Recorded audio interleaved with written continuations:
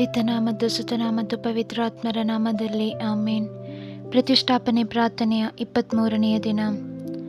ನನ್ನ ಪ್ರಿಯ ಮಕ್ಕಳೇ, ನನ್ನಲ್ಲಿ ನಿಕ್ಷೇಪ ಮಾಡಿರುವ ನನ್ನ ಅಪೇಕ್ಷೆಯ ನಿರ್ದೇಶನಗಳು ಹಾಗೂ ನಿನ್ನ ಹೃದಯದ ಭಿನ್ನಹಗಳ ಕುರಿತು ನಿನಗೆ ದೃಢಪಡಿಸಿಕೊಡಲು ನಾನು ಬಂದಿದ್ದೇನೆ.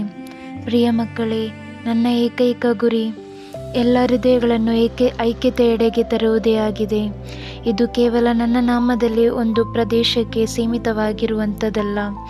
ನನ್ನ ನಿಷ್ಕಳಂಕ ಹೃದಯದ ಪ್ರತಿಷ್ಠಾಪನೆ ಮೂಲಕ ಒಂದುಗೂಡುವ ಎಲ್ಲರನ್ನೂ ನನ್ನ ಪುತ್ರನ ಸ್ನೇಹಾಲಿಂಗನದೆಡೆಗೆ ನಡೆಸಲು ನನ್ನನ್ನು ಸ್ವರ್ಗದಿಂದ ಕಳುಹಿಸಿದ್ದಾರೆ. ಪ್ರತಿಯೊಬ್ಬರ ಪ್ರಯತ್ನಗಳನ್ನು ಪರಿಶ್ರಮಗಳನ್ನು ನಾನು ಸಫಲಗೊಳಿಸುತ್ತೇನೆ. ಆದರೆ ನಿಮ್ಮ ಹೃದಯವನ್ನು ನನಗೆ ಕೊಡಬೇಕು. ನನ್ನ ನಿಷ್ಕಳಂಕ ಹೃದಯದ ಸುನಿಶ್ಚಿತ ವಿಜಯದ ಧ್ವಜದ ಬಳಿಗೆ ನನ್ನ ಮಕ್ಕಳೊಂದಿಗೆ ನಿಮ್ಮನ್ನು ಸೇರಿಸಿ ನಿಲ್ಲಿಸಲು ನಾನು ಬಯಸುತ್ತಿದ್ದೇನೆ. ನನ್ನ ಹೃದಯ ಈ ಲೋಕದ ಮೇಲೆ ಉಂಟು ಮಾಡುವ ಆಘಾತ ಎಷ್ಟು ಮಾತ್ರವೆಂದರೆ ಅದು ನಿನಗೆ ಗೊತ್ತಿಲ್ಲ. ಆದುದರಿಂದ ನೀವು ಒಟ್ಟಾಗಿ ಸೇರಿ ಬರಲು ಅಪೇಕ್ಷಿಸುತ್ತೇನೆ. ನಾನು ನಿಮ್ಮ ಮೇಲೆ ಸುರಿಸಲು ಬಯಸುತ್ತಿರುವ ಕೃಪೆಗಳನ್ನು ಸ್ವೀಕರಿಸಲು ಇಗೋ ನಿನ್ನ ಅಭಯವಾಗಿ ನಾನು ಬಂದಿರುತ್ತೇನೆ. ನೀವು ತೆಗೆದುಕೊಂಡ ಈ ತೀರ್ಮಾನಕ್ಕಾಗಿ ಭಯಪಡಬೇಡಿ. ನಿರ್ದೇಶನ: ಇದಕ್ಕಿಂತ ಮುಂಚೆ ಒಮ್ಮೆಯೂ ನೀಡದ ಒಂದು ದೈವ ಕರೆಗಾಗಿ ಪರಿಶುದ್ಧ ತಾಯಿ ತನ್ನ ನಿಷ್ಕಳಂಕ ಹೃದಯದಲ್ಲಿ ನಮ್ಮನ್ನು ಪ್ರತಿಷ್ಠಾಪಿಸಿಕೊಳ್ಳಲು ನಮ್ಮಿಂದ ಅಪೇಕ್ಷಿಸುತ್ತಿದ್ದಾರೆ. ನಮ್ಮ ಹೃದಯದ ಮೂಲಕ ಸ್ವರ್ಗೀಯ ಕೃಪೆಗಳನ್ನು ಸುರಿಸಿದ್ದಕ್ಕಾಗಿಯೂ ನಮ್ಮ ಹೃದಯಗಳನ್ನು ತೆರೆದುಕೊಳ್ಳಬೇಕೆಂದು ಪರಿಶುದ್ಧ ತಾಯಿ ಬಯಸುತ್ತಿದ್ದಾರೆ. ದೇವರು ಈ ದಿನಗಳಲ್ಲಿ ನಮಗೆ ತಿಳಿಸಿಕೊಡಲು ಬಯಸುತ್ತಿರುವುದು ನಾವು ಎಷ್ಟು ಗಂಭೀರವಾಗಿ ಪರಿಗಣಿಸಬೇಕೆಂದು ಪರಿಶುದ್ಧ ಮರಿಯಮ್ಮನವರ ಸ್ವರದ ಗಾಂಭೀರ್ಯತೆಯಿಂದ ನಮಗೆ ಅರ್ಥೈಸಿಕೊಳ್ಳಲು ಸಾಧ್ಯವಾಗುತ್ತದೆ. ಈ ಕಾಲಘಟ್ಟದ ಪ್ರಾಮುಖ್ಯತೆಯು ಕುರಿತು ತಾಯಿ ಮಾತನಾಡುತ್ತಿದ್ದಾರೆ. ಈ ಕೃಪೆಯು ಕಾಲಘಟ್ಟದಲ್ಲಿ ಹಿಂದೊಮ್ಮೆಯೂ ನೀಡದಿರುವ ಸ್ವರ್ಗೀಯ ಕೃಪೆಗಳು ಸುರಿಯಲ್ಪಡುವುದನ್ನು ಎದುರು ನೋಡುತ್ತಾ ಕಾದು ಕುಳಿತಿದ್ದೇವೆ.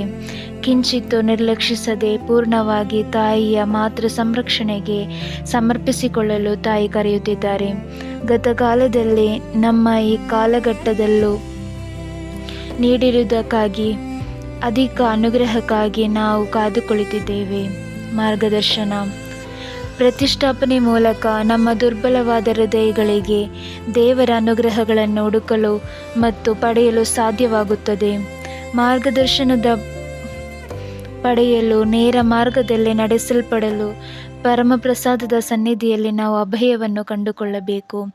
ಯೇಸುವಿನ ಸಾನ್ನಿಧ್ಯದಲ್ಲಿ ಅವರ ಪರಿಶುದ್ಧ ಚಿತ್ತದ ಮುಂದೆ ನಮ್ಮನ್ನೇ ನಾವು ಸಮರ್ಪಿಸುವ ಪ್ರತಿಷ್ಠಾಪನೆಯ ಮೂಲಕ ನಮ್ಮ ಆತ್ಮದಲ್ಲೂ ಮನಸ್ಸಿನಲ್ಲೂ ಸುರಿಸುವ ದೈವಿಕ ಚೈತನ್ಯದ ಕುರಿತು ನಾವು ಧ್ಯಾನಿಸೋಣ.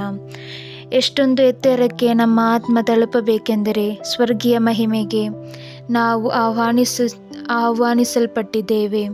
ಹಾಗೆ ದೇವರ ಪರಿಶುದ್ಧವಾದ ಆಲಿಂಗನಕ್ಕೆ ನಮ್ಮ ಹೃದಯವನ್ನು ಸಮರ್ಪಿಸುವ ಸಂತೋಷದಲ್ಲೂ ದುಃಖದಲ್ಲೂ ನಮ್ಮ ಆತ್ಮವನ್ನು ಮಹತ್ವಪಡಿಸಲು ನಾವು ಬಿಟ್ಟುಕೊಡಬೇಕು.